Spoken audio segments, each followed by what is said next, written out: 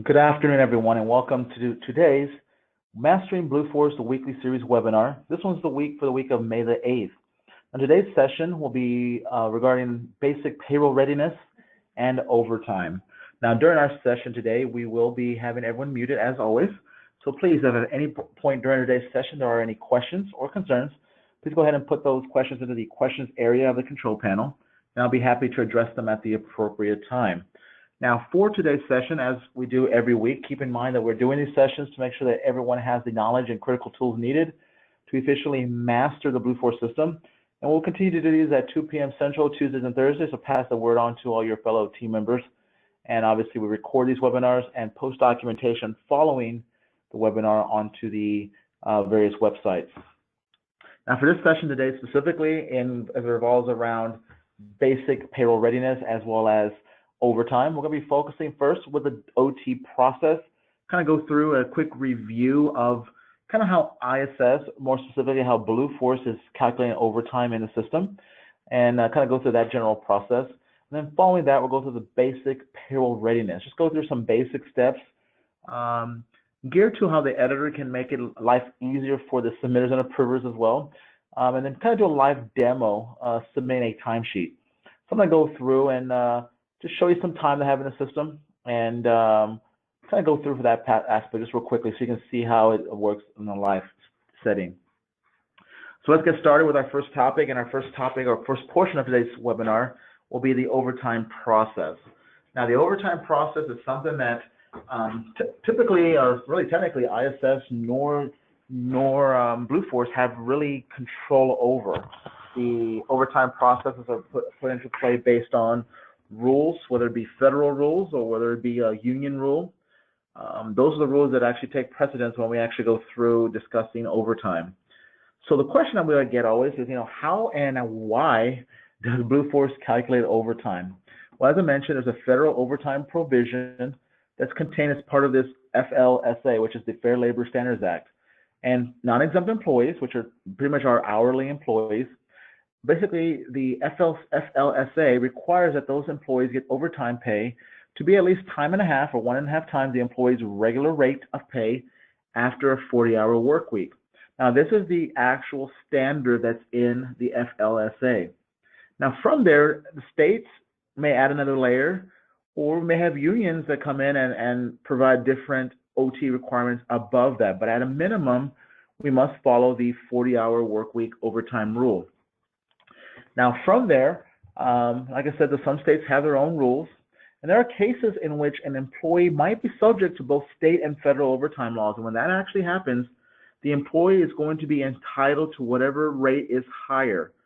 So let's say, for example, if we have 2 overtime rules. For example, the standard is 40 hours, but the state of California, which in this case actually does have 8 hours and a day as overtime as a state rule.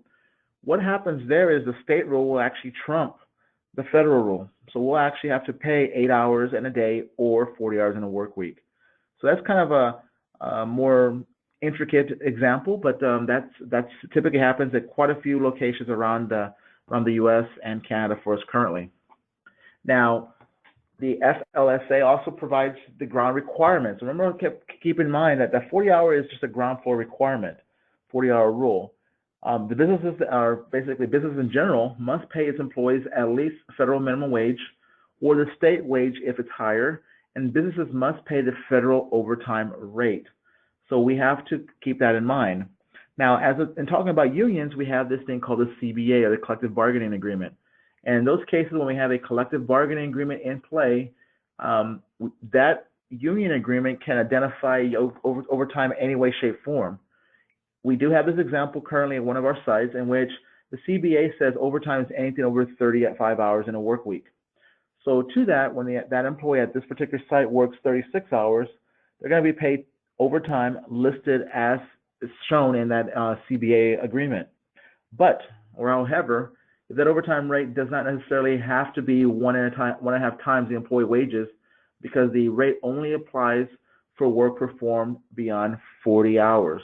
So keep that in mind. The time and a half rate is something over 40 hours unless it's actually written, pretty much set in stone by the state level or a union agreement or something other than that. But typically, the rate in the CBA could be lower or higher.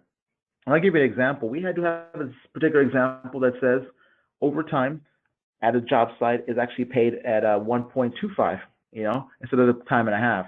So in cases like that where it's not a full time and a half, keep in mind, time and a half, the only requirement there is if we meet that federal standard. And most of you are probably thinking, all right, well, this is new to me. I've never heard any of this great information. I've never actually used it. So, how does this benefit me, or how does it impact me? Well, in most cases, for everyone on this phone call, you're not going to actually have to deal with the actual calculation of overtime, because Blueforce will take care of that for you. Typically what happens is when we set up a new pay group in the system, we put the OT rules that are associated with that pay group and apply it in Blueforce for you. So when the time starts coming in, the employee's time gets recorded in the time card, and then the timesheet is actually calculating the overtime for you. So that's automatically done. So to that, the question always becomes is how and why does Blueforce continue to calculate overtime? Well, first off, keep in mind, OT cannot be ignored. OT is OT. If someone works overtime, per any of the different rules or regulations that are in play, you have to pay overtime.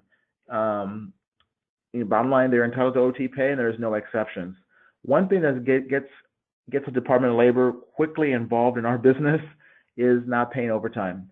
And it just takes one claim by one employee to stir up a heap of mess, because what they can do is, not to pick on anybody, but let's say, for example, here in San Antonio, we had an employee that would complain about overtime. Once the Department of Labor is kind of in the door and has realized that ISS is a much larger company than just one city, they can quickly audit or request an audit for other sites. So keep in mind, we got to stay in policy for paying overtime. So kind of just a quick background so everyone understands, how overtime works. Overtime is a setup screen just like this on the pay group setup that, like I said, pretty much everyone on this phone call would probably never see.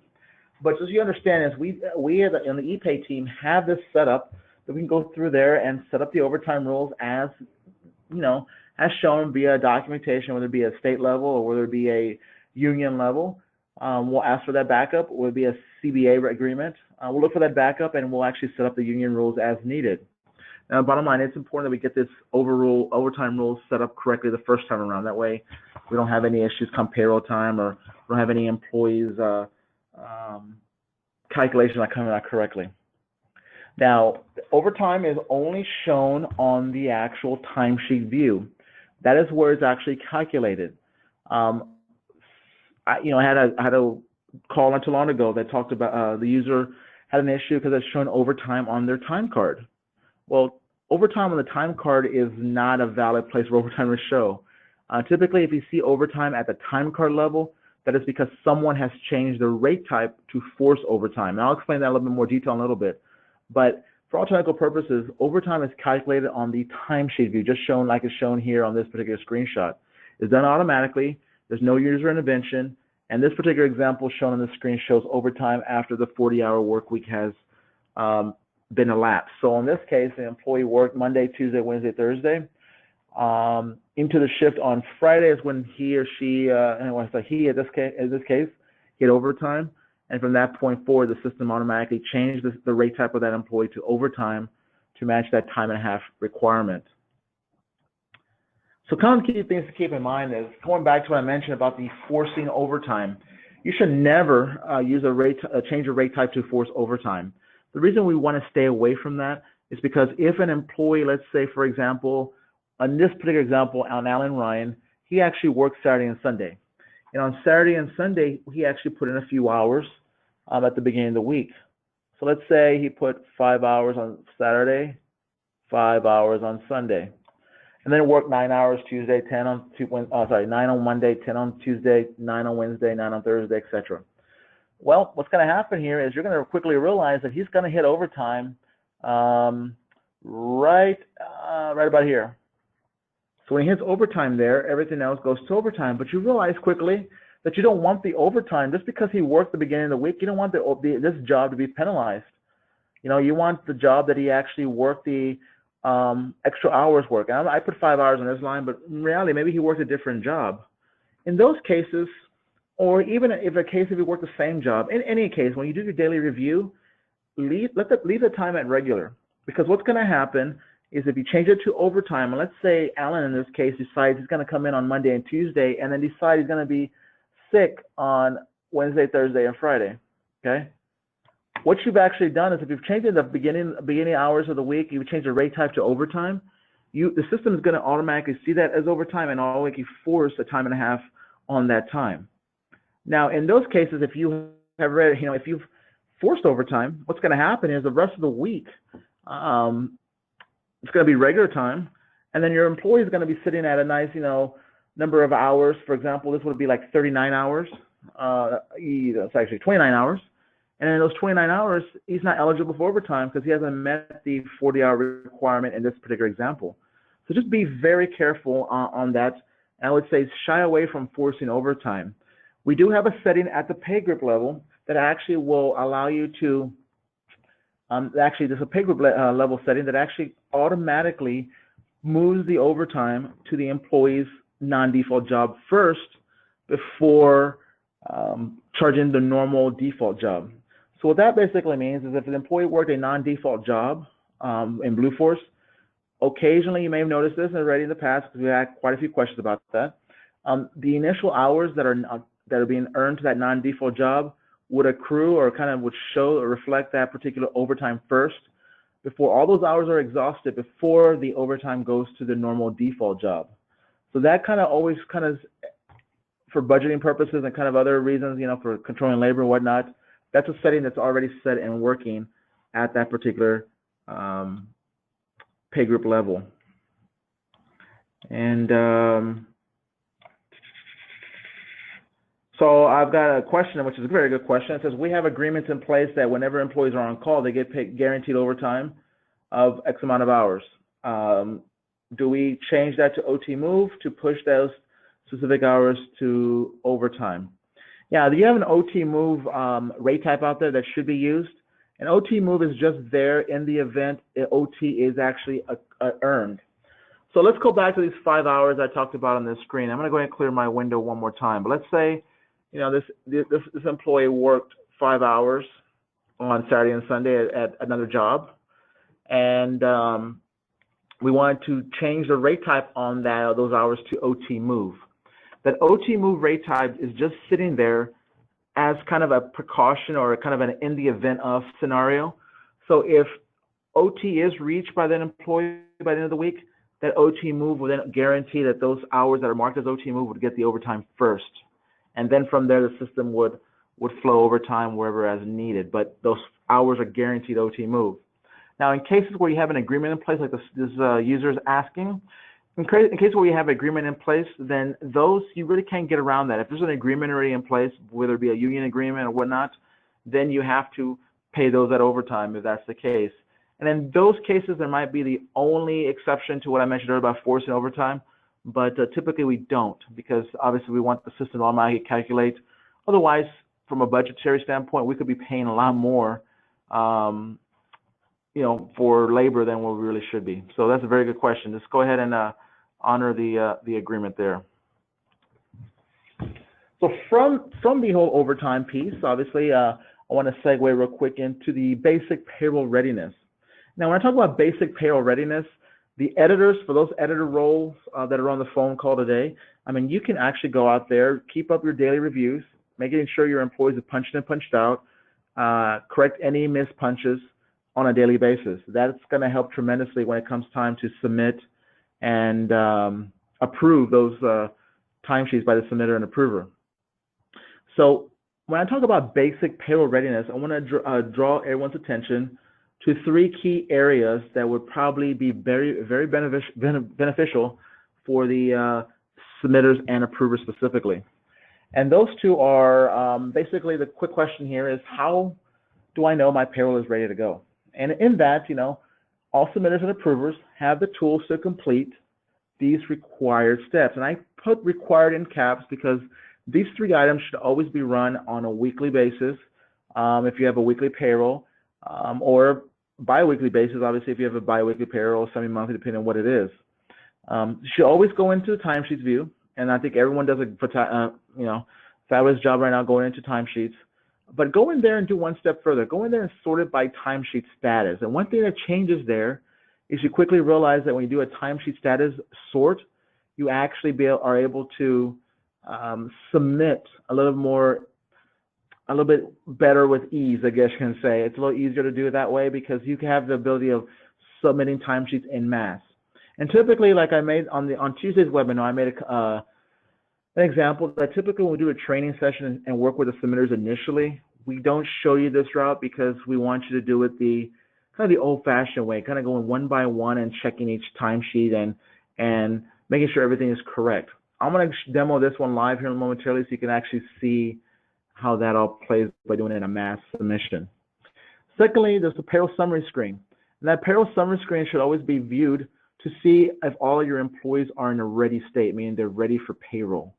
And if they are ready for payroll, then you are good to go. If they are not ready, then we need to stop and check a few things before we can continue. And lastly, you have the Payroll Register Report. The Payroll Register Report is a report that allows you to see all the payroll statuses.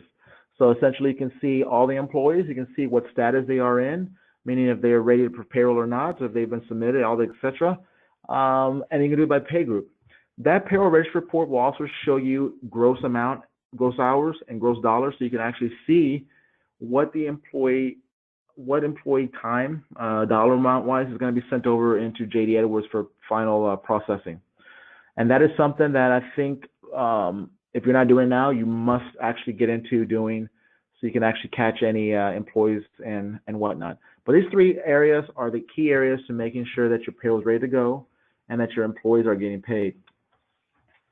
Now, the timesheet view, the first piece that I talked about, and I'm going to demo this momentarily, has a couple key areas that I want everyone to pay attention to because this is a powerful screen because it's going to tell you a lot. The first column on the far left-hand side is your status, and the status column will provide you just exactly what the statuses are. Is it open? Are they in approved status? Are they exported already, etc.? If you see any timesheets, and when it comes down to do payroll, if you see anything in the open status, that means you get on the phone, talk to your submitter. If you're the submitter, great. If you're an approver, then you're on the phone talking to the submitter and say, hey, you've got some open timesheets. We need those submitted. If you see some in a submitted state, then you are ready as an approver to go on and approve those timesheets. Your ultimate goal here in the whole timesheet view is to make sure that everything, when you are done with payroll, you want everything to be in an approved state. Once it's approved, the common process here is you contact your corporate payroll contact, and that is the approver, to let them know that you are ready, your payroll has been approved, you are ready for them to take over the corporate, the payroll processing piece. Once they actually process your payroll, all of your statuses for all of your timesheets will now go into an exported status. Now, the question we always get here is, all right, so what can I do? What if I forget to add time? Can I go back a step and proceed on, to actually correct the time or enter some missing time, whatnot? You can do that as a submitter. Once you submit, you'll notice that the status will become submitted. That means that you basically have signed off. You can no longer go back into your time. The approver, however, can always go and reject that particular submission and then reopen that timesheet for you. So the approver, when submitters, if you ever have an issue, go back to your submitter and submitters have any issues, you go back to your approvers and just tell them, hey, I need you to reopen my timesheet for me. If the approver now catches an issue and they've already approved, it becomes a timing issue. Hopefully you haven't contacted the corporate payroll yet, but if you go through the help desk and contact the ePay team, we'll have to reopen your timesheets that have been approved. And we're the only group that can actually reopen an approved timesheet. Now, once it's an exported status, unfortunately, it's gone. Time has already been moved over into JD Edwards. We won't reopen a timesheet. We won't reopen a batch or anything because that's going to endanger or lend to the possibility that we re-import the same time that's already in JD, causing double entry, and we will not do that. So if it's in an exported state and you realize you missed an employee or an employee didn't get paid, at that point you'll have to go through the manual timesheet route to go and create basically what they refer to as an interim check, so that they can actually go through and quickly pay out this employee. But this is done, like I said, through the manual timesheet route. Now, other things on the screen that come to mind is the open punches. The second column there is going to tell you if you have any open punches. That basically means if an employee has punched in but didn't punch out, or vice versa, punched out but didn't punch in, or just had an issue maybe with a invalid punch, in which it was a fingerprint issue, called in from an unregistered phone number, etc., and that has not been approved in the system. Bottom line, if you ever see anything that's an open punch on your timesheet, do not submit, do not approve. The issue there needs to be corrected, because that open punch, either if it's an extra punch, you can go out and clear it, but more than likely, if it's a punch where an employee didn't punch out, or it's just truly like a mispunch, that time is not going to get paid, because the system sees it as an open punch, doesn't know what the total hours are, and that employee, if you don't fix it, could be subject to not getting paid for those hours that he or she may have actually worked. So it should be drawn to your attention that open punches is important. I cannot pass up that step. And then you also have, just come up from the ability of reporting. Most people always ask me, hey, is there a quick report I can dump off from the timesheet view to see everything? Well, yeah, you can. So everything that's here in the background of this report can be exported by hitting Export Summary. If you want the actual detail behind the actual punches, you want to see who the employees were, how'd you get them up with 40 hours here in the middle, you can go to Export Details, and that'll actually give you a quick report. Goes on into Excel format, and then you can email it, you can save it off, whatever you want to do. But that is done right off of Export Summary or Export Details.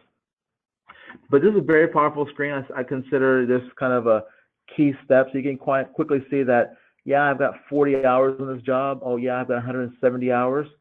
From the standpoint of submitters and approvers, we understand that you don't know specifically who's working at the job site. You don't know that it was Joe working at from 5 p.m. to 9 p.m. last night, but you do most times have a clear kind of more or less ballpark figure of how many hours should be done at these jobs, and this kind of gives you that avenue to take. If you actually click on the actual job link, and in this case, if I click on Greyhound lines down here, the system will actually open up the actual detail behind this timesheet, from which I can actually click on the actual hours for a specific day and actually get the detail of the punches. I can see when the employee punched in and punched out, and how did I get those 8 hours that are showing up in that box. So you've got the detail at your disposal as well, but that's also through that Export Details button at the very top if you want to just export that information without opening it or viewing it here in Blueforce. That's quickly the timesheet view, and I'm going to go through and I'm going to just go through real quick, kind of a big picture, and show you a couple things in my quick demo. So let me go ahead and cue that up. Give me 1 second.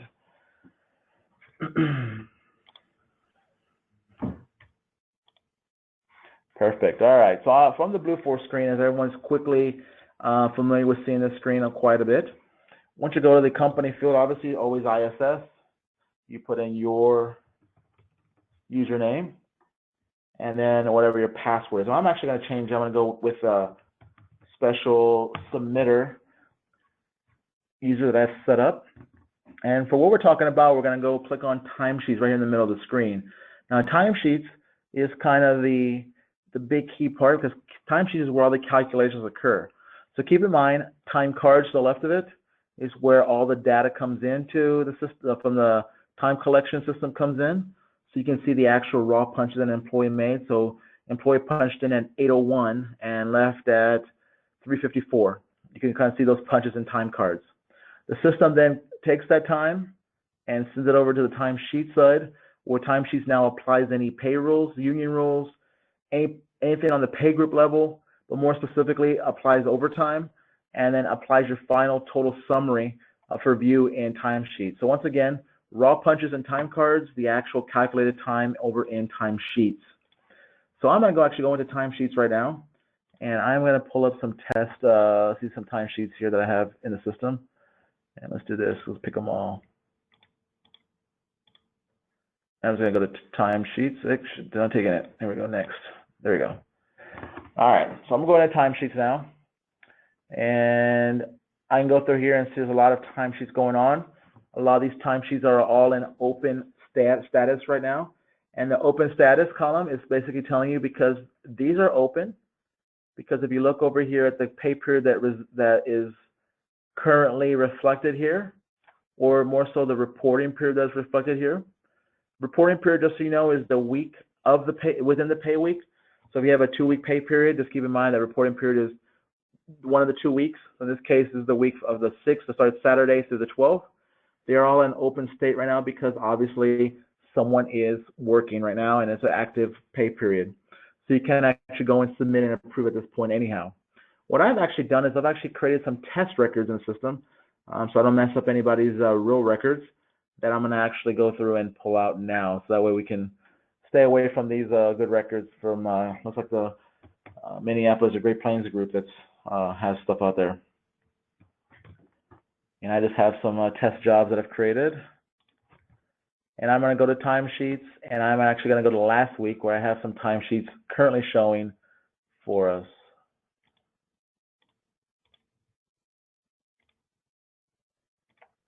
All right, so once again, the date range always reflects what exactly you can actually see or do.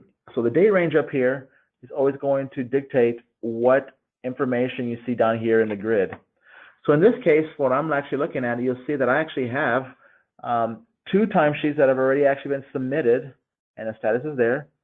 So from an approver standpoint, the approver can come in here and now take on the role of approving and moving forward. Also, the approver at this point can say, you know what, I don't want to use those. I don't want those timesheets. I want to go ahead and reject those and reopen them for the submitter because the submitter forgot some time. And that's the status. That's the point where you would go through from here. Let me back out of here real quick. So one of the things to keep in mind is all of these grids in the timesheet view have a section where you can come up here and say you want to see a specific job.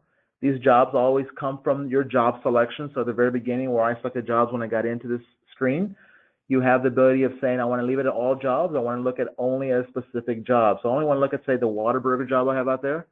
I come over to the right-hand side, hit search again, and it's only going to focus on that one job for me. Notice this, the view changed to just one item. Now from there, I can always specifically look at one specific employee. Maybe only want Joe Schmo that's out there. I can only look at his particular timesheet down below as it relates to that particular job, or leave it all selected employees. Now the question always becomes is when you go to submit, do you want to submit for everybody or do you want to submit only a certain group? Now if you're a supervisor or you're a manager for and oversee an entire job, you're probably going to want to submit for the entire job. However, if you maybe you co-lead 3 different shifts at a certain job site, maybe you want to each submit a certain number of employees. That's where the filters come into play. That way you only work with the group that you want to see at the bottom of the screen. Now, timesheet status is a field that I alluded to earlier. That's why I really want to show you the live demo portion of it, because from here, I have the ability of saying I want to see anything that's in all status by default, or if I want to see specific statuses. And these are all the different statuses that are available for a timesheet. Open, as I mentioned, is a good thing. Open means that you're collecting time. Submitted means you've submitted time as a submitter. Approved means you've approved as an approver. But if at any point a timesheet needs to be rejected, like I mentioned earlier, the approver can reject it for the submitter, you would see that status be needs changes. And then from when it says needs changes, you can go there and reopen it to go back to an open state. And the last 2 you probably will never see unless you go back later after payroll is done. Wait and export just tells you that it's in the process of being sent over to JD Edwards. Exported basically says it's done, it's been sent. You can no longer make any revisions, changes, whatever. You can't resend it again to JD Edwards. So those are different statuses that are available. But let's say right now I want to see everything that was open for the given range of 429 through 505. Now these are date ranges. You can go back as far as you want. This does actually within limits. I mean, 3 months is really what it goes to. It goes back through 93 days. But you can actually go back as far as you want to see any timesheets within that 93-day range. So if I want to go back to March the 4th, do a search. Notice I only have 2 options here to still, because this is the current items. And actually, these are actually in open state because I picked open at the top of the screen. Now, one thing that does change whenever you do use this status filter, and once again, I only picked open right now. It's only showing me open items that are still out there that can be submitted. But the reason this happens is because, once again, you use the filter, but a secondary thing also happens when you see the screen. And now if you notice it right off the bat, but one thing that's different for those that are submitters, notice here at the top of the window, on top of the grid, you have a button now that says Submit Timesheets. So what happens there is whenever you use a filter, it's going to give you the option to mass submit timesheets. Now, typically, I mean, go back to the standard view. When you go into here, it's always default all, and it's always defaulted all selected jobs. So when I do a search there, notice your grid, how it appears again. You don't have that nice little button at the very top of the grid. You don't have that little, submit all or whatever the option was right there. You don't see it. But the minute I use that filter, I then get the option now to see that submit option, submit timesheets. Now, the difference between the two is when you normally submit as a submitter, you're going to go in and click on the job link. So in saying that, for these that are in open states, I can simply click on the job link, and it's actually going to take me into that particular timesheet for that particular date range. So that one I have the little green arrow next to right now. If I click on it, it's going to take me into the period of 3/4 to 3/10. And when I actually go into that timesheet, I have the ability to submit. And you'll see there at the very top of the grid, you have a link that says submit. And as I mentioned on Tuesday's webinar, for those that may have rejoined us again, I mentioned that typically from a training standpoint, in the very past when Tiandra and I have done some of these webinars, we always just instruct everyone to come this route to submit. This route requires you to go into each individual timesheet, review the timesheet, and if it looks good, then you click on submit to submit it as a submitter. The other route that I'm showing you requires you to, you still want to go through and make sure that all your payrolls in check before you go and submit. But what that difference there is if I go to the very top of the screen and do the timesheet status, once again, if I want to see just those that are in open state, I don't care about the submitted ones or the approved ones. Those are kind of dead to me right now because I'm done. They're done. I mean, I haven't to go back to do anything with those. But if I want to go back and just see the stuff that's still open and needs to be submitted, this limits your criteria quite a bit. You'll notice here that when I do that, based on my date range of 3/4 to 5/5 at the top of the screen, these are the timesheets that are still out there that are open. Now, in reality, you're not going to do a 2-month date range out there looking for open stuff because these pay periods and the time frame to pay these is long gone. But since we're doing test examples here, it's perfectly fine for us to do that. But at this point, what I can do is go through here and individually select each item that I want to actually submit, or at the very top of here, I have a little submit all checkbox. By using that checkbox at the very top of the screen, that provides me the opportunity now to just come up here and select all of the timesheets in one fell swoop. Keep in mind that you still should be making sure that your hours are good, make sure that your employees in there are correct in their punches. You have no open punches. In this case, notice the open punch column is blank, so no open punches in this column right here. And once everything looks good and you have nothing else to verify, come up here and click on Submit Timesheets. Now, one thing to keep in mind, and one thing I want to mention while you're in the timesheet view, it doesn't hurt you to come over here and use this option called Request Reprocessing. What that does, it automatically forces the system to go out there and update any rules changes, any pay rates that may have been applied to the employee during the pay period, etc. The way Blueforce works is any pay group or any rate changes that have occurred during a pay period will not automatically apply to the timesheet because the rules have already been, the little precedence has been set since the rules have actually gone into effect for that pay week back on Saturday.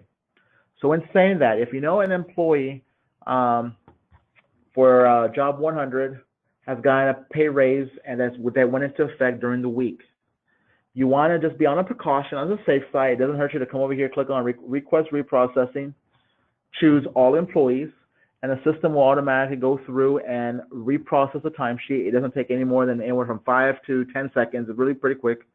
Goes through and reprocesses that job, goes through all the punches, makes sure that all the rates are updated, make sure that all the overtime rules, lunch rules, etc. are correct, and then comes back with the accurate number of hours. And if you are an approver, like right now I'm a submitter with no rate, no pay rate access, I don't have any columns to see the total pay for an employee or anything currently available. But then once I do that request reprocessing, if I did have that access, like the approver does, I go through and see the actual changes or the dollar amounts and make sure those are correct. But request reprocessing is something I would say don't hesitate or don't fail to do, because it could save you some grief and save you on some unhappy employees later. Now once I go here, I'm going to say as a submitter, I'm going to go ahead and submit. I'm going to go ahead and click on submit here.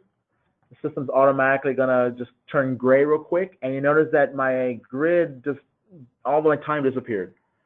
What happened? So typically when someone is submitting and this happens, nothing comes up down here, it's all gone. You didn't lose it.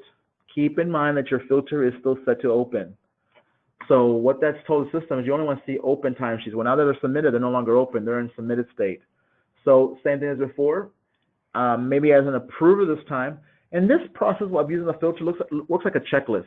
You can go in here and see what do you have to do. As a submitter, if you set it as open, you see all the ones that need to be submitted.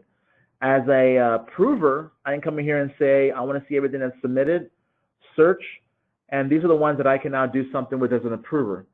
Now, my access for this example is for a straight submitter. Submitters do not have access to the next step of approving, and that's perfectly normal because it's a segregation of duties that we have in play. So that's perfectly normal. I cannot go in here now and say select all and try to approve because I don't have that option. I don't have it in my access. So at this point, the approver will take over, do the same step, come in here, move it to submitted, and then just like you saw a little while ago, the approver would have a button right in here that would say approve all timesheets. At that point, they could select all, like I did there. All these would show a little checkbox and a checkbox with a check mark in it, and they could click on that approve button and approve them all in mass there as well. But once again, if you feel comfortable submitting the other way, please continue doing that. This is just an alternative method of submitting that might save you a little bit of time because you can do a little bit faster and a little quicker. All right, so some little highlights of this timesheet, just kind of recap. Timesheet is basically the first step for all submitters and approvers, and also the first step to closing your payroll. You filter by job, employees, and any other filters that are available out there for you. But the key one I want everyone to keep in mind is you sort by timesheet status. That'll save you some time and actually helps you create that checklist that I keep referring to. And then you can also see the status of the timesheets. If they're not approved, then those are going to stay behind in the payroll process. Open punches count is available there for you. If they have an open punch, remember, do not ignore them. Fix the open punch before you actually submit and then obviously approve. And your hours, if you need to, are shown broken up by the different rate types, by job or task. And then as well, you have the ability to run that quick report. That's all the timesheet. That's kind of where most of the work is done when it comes down to payroll time. Now, from an approver standpoint, when you're done approving and you've gone through and you think you're ready to call corporate payroll and say, hey, run my payroll or process my payroll, you want to actually go into the payroll summary screen. Now, the payroll summary screen is really only accessible by the approvers on this phone call, and you can actually go into this payroll icon at the very top of your screen, or go back to the home window, and on the home window you have the same icon for payroll, and from there you'll get this window. Once again, this window will show you all of the different pay groups that are ready for processing, or more so all the pay groups that were collecting time during a given date range, which you'll control at the top of the screen. And within that given date range, all the pay groups that show here are going to be given their statuses as to if they're not ready for payroll or if they're indeed ready for payroll. Now, the key thing here to keep in mind, if you see anything under not ready for payroll, that means that number of employees, in this case 1, in this case 2, and the last one I hear, in this case 3, that means that 3 employees are not ready for payroll. What that basically means is more times than not, I would say 90% of the time, the reason is because those employee times have not been submitted or approved. If they are not ready for payroll and we proceed with the payroll process, Come Friday, there's going to be a little upset a few employees because they're not going to get paid. So not ready leaves that employee behind in Blueforce and does not process over to JD Edwards.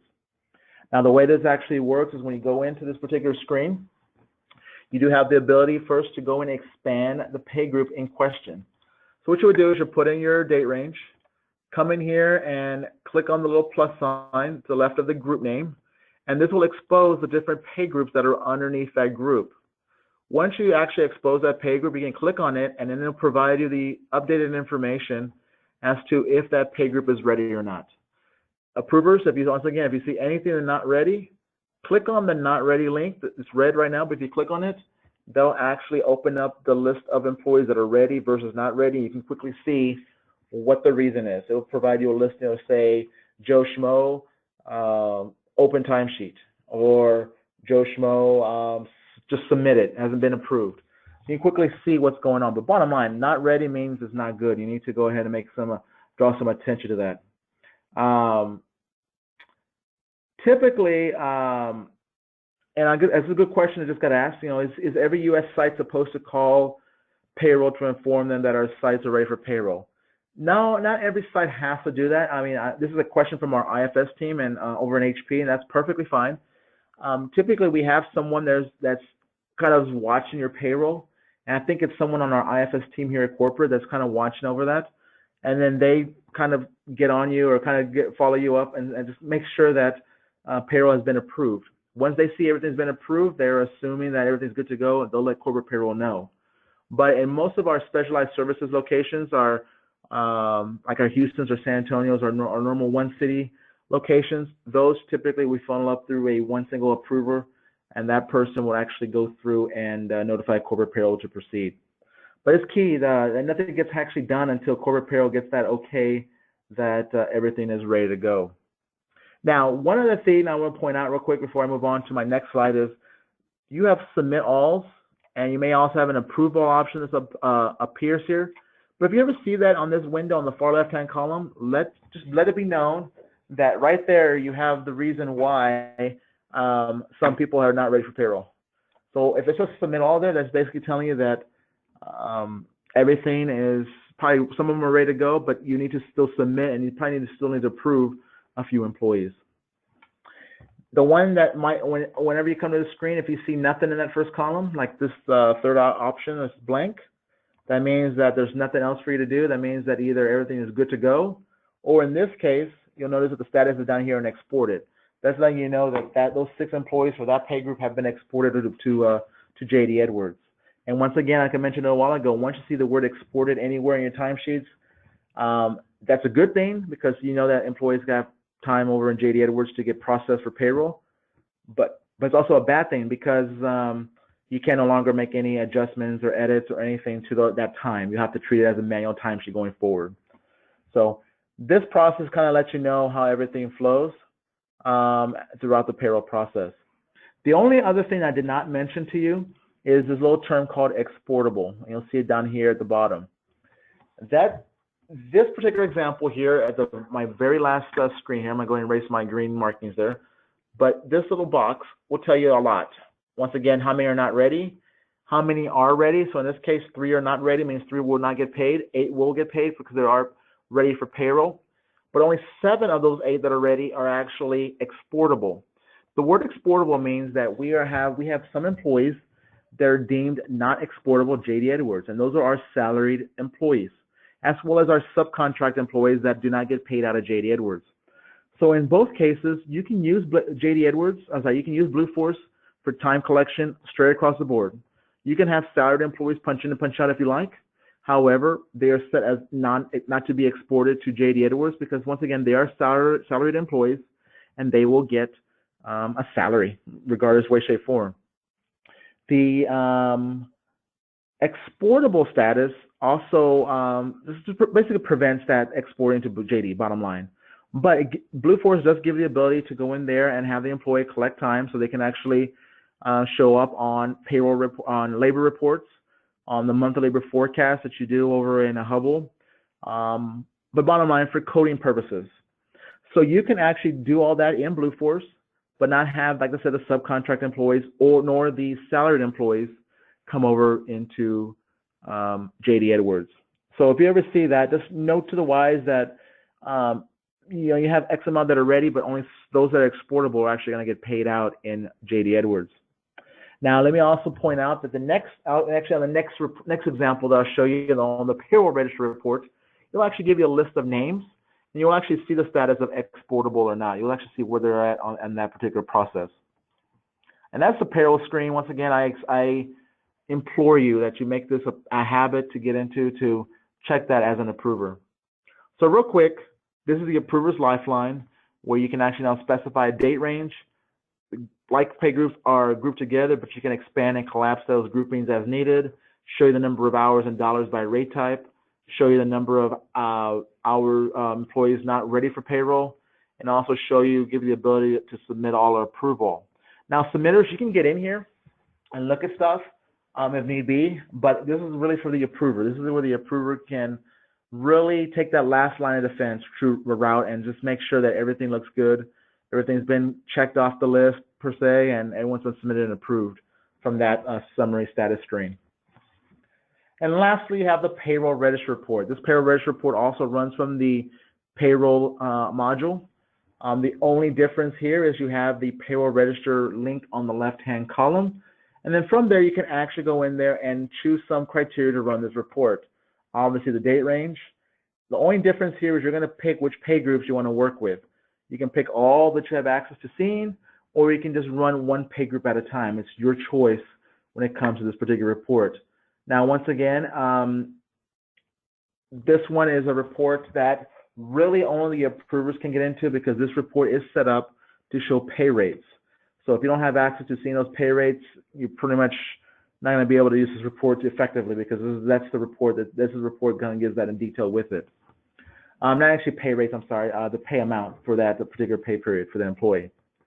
So once you do the criteria there, you hit generate report, and once you click on generate report, you're going to get this report popped up on your screen, which can be exported if need be into an Excel format or into a PDF format by simply selecting that on the drop down and then clicking the little export option once it lights up there for you. But you have the ability to send out to Excel or a PDF. That way you can share it with others if need be for review, or just save it off for your records.